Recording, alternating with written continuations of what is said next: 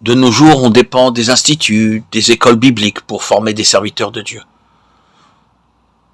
Nous trouvons de nos jours, aux États-Unis comme au Canada, de grands instituts bibliques. Mais des instituts bibliques ne pourront jamais par eux-mêmes faire un seul serviteur de Dieu.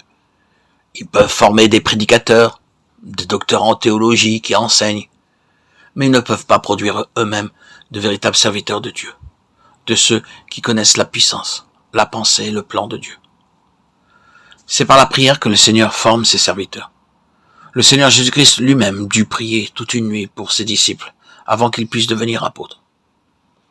Ceci nous enseigne que nous devons apprendre à prier avec persévérance, avec persistance dans la victoire, à prier avec un fardeau de cœur.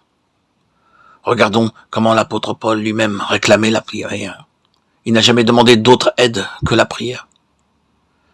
Je vous exhorte, frères, par notre Seigneur Jésus-Christ et par l'amour de l'Esprit, à combattre avec moi en adressant à Dieu des prières en ma faveur, afin que je sois délivré des incrédules de la Judée et que les dons que je porte à Jérusalem soient agréés des saints, en sorte que j'arrive chez vous avec joie, si c'est la volonté de Dieu, et que je jouisse au milieu de vous de quelque repos.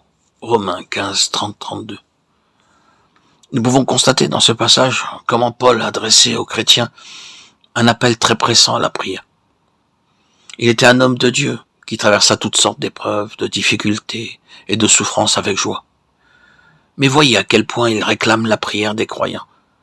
Je vous exhorte, frères, par notre Seigneur Jésus-Christ. On peut remplacer le mot exhorter par je vous en supplie. Ce mot supplication est un mot extrêmement fort. Il dit en fait je vous en supplie, je vous en conjure, priez pour moi. Paul fait un appel pressant comme celui d'un homme en train de se noyer. C'est vraiment comme la supplication d'un homme sur le point de se noyer. Et il crie « Oh, ayez pitié de moi, venez à mon secours ». C'est cela qu'il exprime. Il est un homme de Dieu, rempli du Saint-Esprit. Mais il dit « Je vous implore, je vous supplie, je vous en conjure, priez pour moi ». Mais de nos jours, les serviteurs de Dieu dépendent à peine de la prière des chrétiens pour exercer leur ministère. Un jour que Jésus prit à l'écart, ayant avec lui ses disciples, il leur fit cette question. Que dit-on que je suis? Luc 9, 18. Comparez ce verset avec Matthieu 16, 14 à 17. Ils répondirent, les uns disent que tu es Jean-Baptiste, les autres Élie, les autres Jérémie, ou l'un des prophètes. Et vous, leur dit-il, que dites-vous que je suis? Simon-Pierre répondit, tu es le Christ, le Fils du Dieu vivant. Jésus, reprenant la parole, lui dit, tu es heureux, Simon, fils de Jonas, car ce ne sont pas la chair et le sang qui t'ont révélé cela, mais c'est mon Père qui est dans les cieux.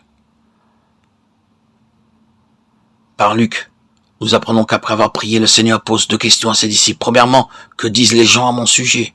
Ils répondent, certains disent que tu es Jean-Baptiste, d'autres Élie, d'autres disent que tu es l'un des prophètes. Ensuite, il demande, et vous, que dites-vous que je suis? Le visage rayonnant, Simon-Pierre répond, tu es le Christ, le Fils du Dieu vivant. Le Seigneur lui dit alors, Simon, ce ne sont pas la chair et le sang qui t'ont révélé cela, mais c'est mon Père qui est dans les cieux. J'ai prié pour toi, afin que la lumière de Dieu pénètre en toi et te révèle, te fasse voir que je suis qui je suis vraiment. Ce n'est pas en me voyant faire des miracles ou en écoutant mes sermons que tu me connais tel que je suis, mais c'est parce que j'ai prié pour toi. Et mon Père t'a révélé cela. La véritable grandeur du Seigneur Jésus ne peut pas être vue par les miracles qu'il a accomplis ou par les sermons qu'il a prêchés. Il est notre Créateur. Il est le roi des rois. Apocalypse 17, 14, 19, 16, 1 Timothée 6, 15.